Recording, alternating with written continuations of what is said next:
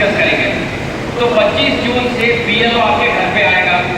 इससे पहले pre mapping exercise में थोड़े बीएलओ आए, थोड़े बीएलओ नहीं आए, लेकिन ये 25 जून से हर एक बीएलओ को कंपलसरी है घरों पे जाना।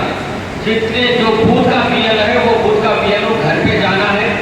अगर घर बंद रहा तो इलेक्शन कमीशन ऑफ इंडिया की ताकीद करके बीएलओ को इंस्ट्रक्शन है कि 3 बार घर पे जाना।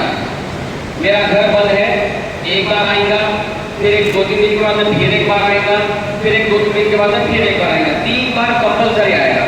और फिर भी घर पे ताला दिखा तो वो लोग क्या करेंगे, एन्यूमरेशन फॉर्म वो घर के अंदर डाल देके चले जाएंगे। ठीक है, तो ये चीज है बीएलओ के लिए।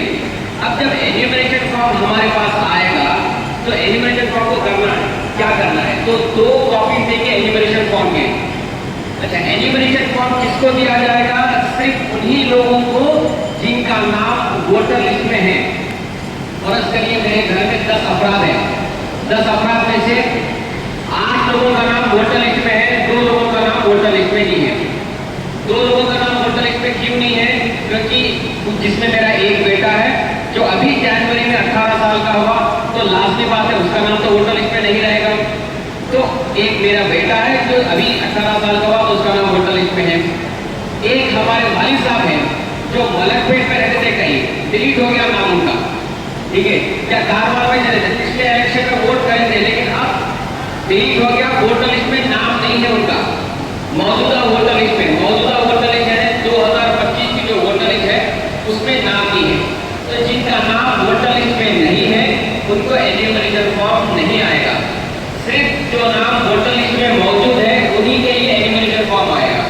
तो हम ये डिस्कस करेंगे कि जिनका नाम नहीं है उसको कैसा करना है, और जिनका नाम वोटर लिस्ट में है उनको एन्यूमरेशन फॉर्म आएगा तो किस तरीके से करना है।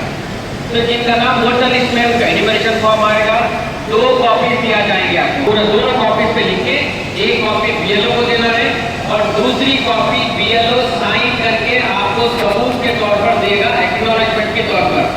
देखिए, एक्नॉलेजमेंट का जो कॉपी है वो आपको हिफाजत से रखना बहुत जरूरी है, क्योंकि अभी हो सकता है कि आपका नाम ड्राफ्ट लिस्ट में नहीं आएगा, आप एन्यूमरेशन फॉर्म दिए ड्राफ्ट लिस्ट में नहीं आया, तो आप बता सकते कि भाई ये बीएलओ को दिया है, मेरे पास एक्नॉलेजमेंट कॉपी है, बीएलओ की साइन है, स्टैम्प भी है।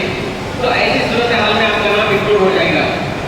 अच्छा, तो शख्स अगर एन्यूमरेशन फॉर्म लेके बीएलओ को वापस नहीं करेगा उनका क्या होगा। अगर आप एन्यूमरेशन फॉर्म लेके बीएलओ को वापस नहीं करेंगे तो आपका नाम एसआईआर में जिंदगी भर नहीं आएगा।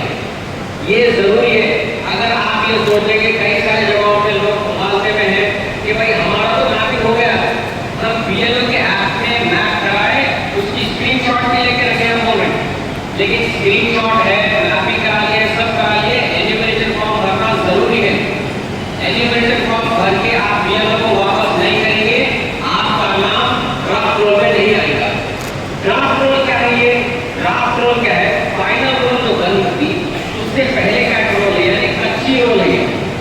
फिर कच्ची रोल में नाम आएगा, उसके बाद में पक्की रोल में नाम आएगा, पक्की रोल को फाइनल रोल बोलते हैं। आपको समझाने के लिए बोल रहा हूँ पक्की रोल, आप ये मत सोचेगा भाई ये क्या होगा कच्ची रोल। तो ड्राफ्ट रोल क्या है, फाइनल रोल से पहले आएगा, उसके बाद में फाइनल रोल। अगर आपका नाम ड्राफ्ट रोल में नहीं आया तो आप भूल जाइए कि आपका नाम कभी जिंदगी में एसआईआर में आएगा।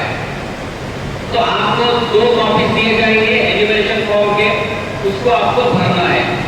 एन्यूमरेशन फॉर्म में क्या भरेंगे आप, वही जो आप प्री एसआईआर एक्सरसाइज में भरे थे, 2025 का डेटा और 2002 का डेटा।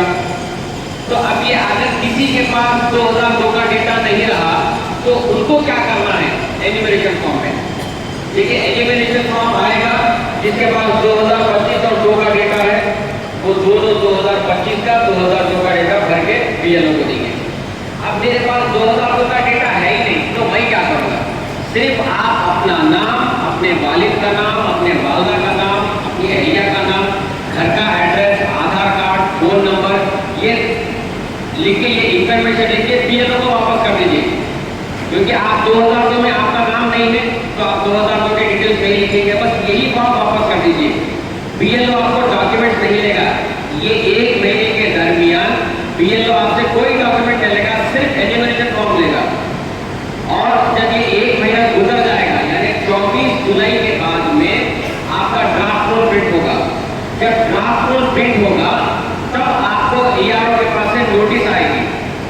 ये कहेंगे कि भाई आपने सिर्फ 2025 के डिटेल लिखे हैं, इसके अंदर 2002 के डिटेल नहीं है, क्या आप 2002 के डिटेल्स लिखना मिस कर दिए, क्या आपका नाम 2002 में नहीं है।